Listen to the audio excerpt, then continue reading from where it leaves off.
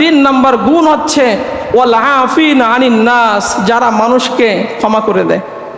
ক্ষমা একটা মহৎ গুণ, এটা আমরা করতে পারি না, এইটা আমরা করতেই পারি না। অথচ নবীজি বলেন মান গফারা গুফিরা লাহু, ক্ষমা পাবে তারা, ক্ষমা করবে যারা।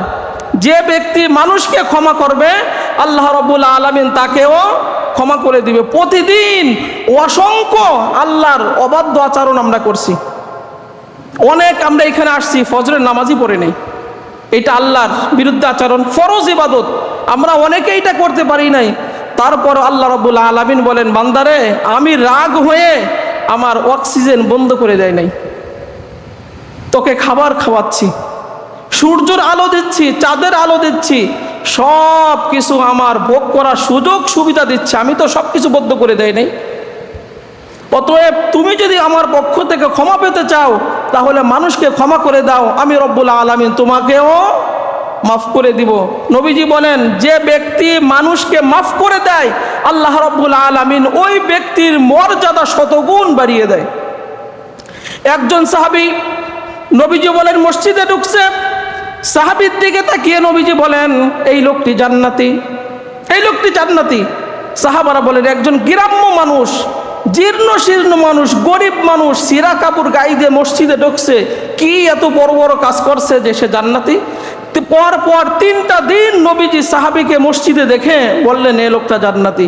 একজন সাহাবী তার আমল দেখার জন্য 3 দিন পর্যন্ত তার বাড়ি অপেক্ষা থাকলো, একটা বাহানা করে যে আপনার বাড়ি আমি 3 দিন থাকতে চাই, আমার এই সমস্যা, মানে ওর আমলটা দেখার জন্য যে কি এমন আমল রাতে করে যে নবীজি তাকে দেখে জান্নাতি বলে সম্বোধন করছে। হাদিসে আসছে 3 দিন পর্যন্ত তার কোনো স্বাভাবিক আমল যেটা আমরা করি এইটাই, এর বেশি কোনো এক্সট্রা আমল খুঁজে পেল না।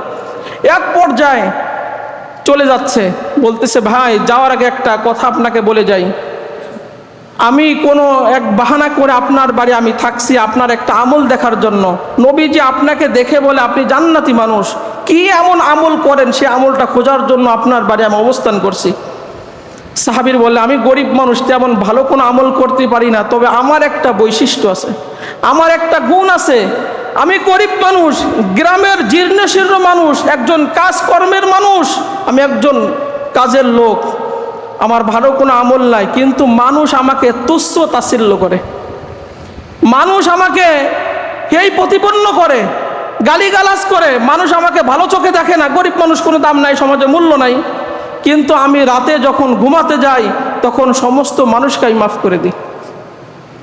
যারা আমাকে সারাদিন তুচ্ছ তাচ্ছিল্য করছে, যারা আমাকে সারাদিন গালিগালাজ করছে, যারা আমাকে জুলুম নির্যাতন সারাদিন করছে, আমি ওদেরকে কি করে দিছি?